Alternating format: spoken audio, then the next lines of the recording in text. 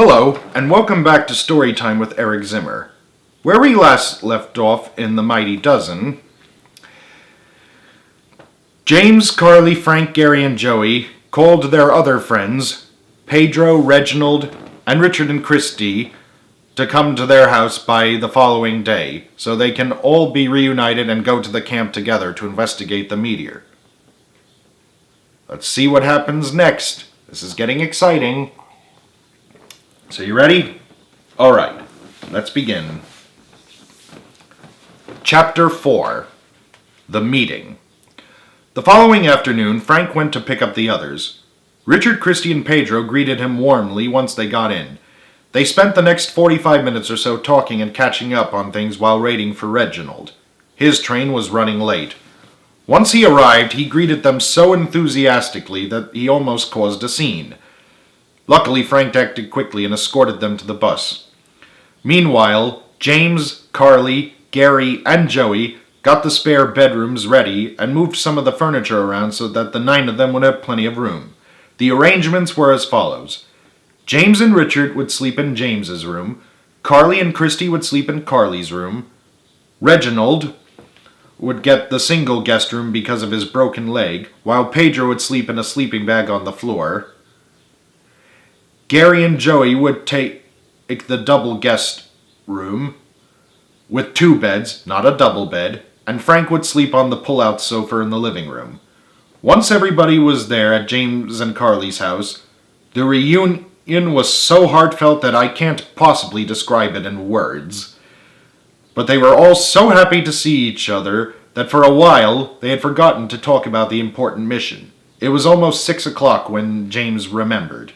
While the others were chatting, James shaved his stubble and put on his police detective uniform.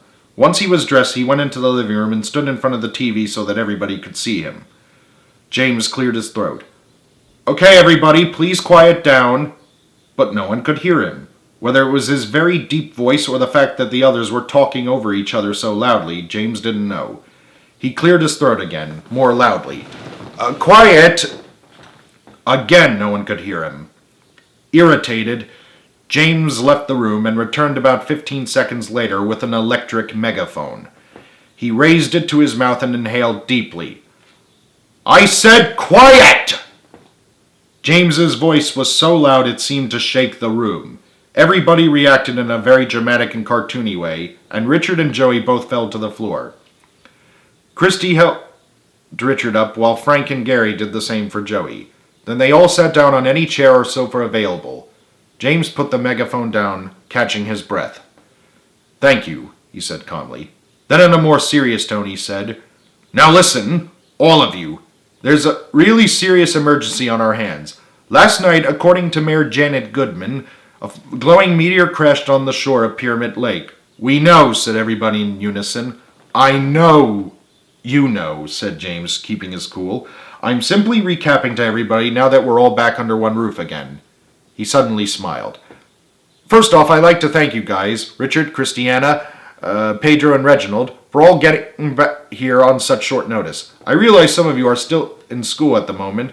"Quite all right," said Reginald. "I am considerably well ahead in regards to assignments in all my classes, so I can miss a few days if I must." "We're still on spring break," said Richard and Christy. "Even if I miss a few days, it won't jeopardize my high school graduation," said Pedro. "Well, that's a relief," said James. "And once again, thank you, Frankie, for fixing the old camp bus and for picking everybody up at the railroad station." "Always glad to lend a helping hand," Frank saluted James once more. "I don't know what the meteor is made of or why it's glowing, but whatever the case, we all need to take extra precautions when we get there." "Is that why we're all here?" Pedro asked. "Yes," replied James. "Since we were all campers at Pyramid Lake, and we're all good friends who kept in touch during the school year, I figured we could investigate such familiar grounds together. Even though we're the only ones who are professional detectives," said Carly. "If there were criminals involved, I wouldn't have asked anybody to join us, Carly," said James reassuringly. "That would be a job for just the 2 of us. I would never in 1,000 years dare to risk our friends' lives on purpose. Lord knows what their families would do if I did." Why do we have to go at night? Joey piped up. Because no one will be around Pyramid Lake after dark, and it will be easier to see the glowing meteor in the dark, replied James as if it were obvious. The others murmured in agreement. Just remember, said James importantly, this is a dangerous mission, and since Carly and I are the professionals taking the case, you must do as we say. And no arguments, Carly interjected. Quite so, Carly, agreed James, especially since you and I are the ones taking the most risks. Carly looked very proud of herself. She loved it whenever James agreed with her. We leave at sundown, James announced. After dinner, announced Joey. James stared at Joey, as did everybody else. Well, said Christy, breaking the silence, Richie and I haven't eaten anything since this morning. It is most unwise to partake in such a precarious exploit on an empty stomach, said Reginald. The others tried to fathom what he said, but didn't say anything. Okay, said James. I'll order his takeout. Are you okay with barbecue? He was met with enthusiastic cheers. Just write down what you guys want and I'll call in a few minutes, continued James. Other than that, carry on. With the meeting adjourned, everybody went about their business. After James placed all 9 orders, he spoke to Richard and Christy in the living room. Carly was freshening up and putting on her police detective uniform in the bathroom. How have you and Carly been doing since we've been at UCLA? Asked Richard. Still fighting on and off, sighed James, but we made up yesterday after a particularly nasty fight. You would not have wanted to see it, said Joey, who was talking with Gary and Pedro. It was ugly. It's true, said Frank, who joined James, Richard, and Christy. Carly's been a huge pain since I've been here, but now that you two are here, we won't have that anymore. Frank, we made up again yesterday and spent the afternoon together while you went to the community pool with Gary and Joey, said James, slightly annoyed. I know that, Jimmy, said Frank, smirking. You two spent all day and part of the evening on the observation deck in the jacuzzi tub smoking large cigars together before going for a late-night swim in your pool. Yeah, we had a lot to talk about on the deck and in the tub, said James. I swear to God, we were out there for so long that we didn't even realize how late it was getting. We didn't eat dinner until 11:30 and went to bed around 1 o'clock in the morning. Sounds like y'all were getting warmed up in the jacuzzi, said Christy, smiling slyly.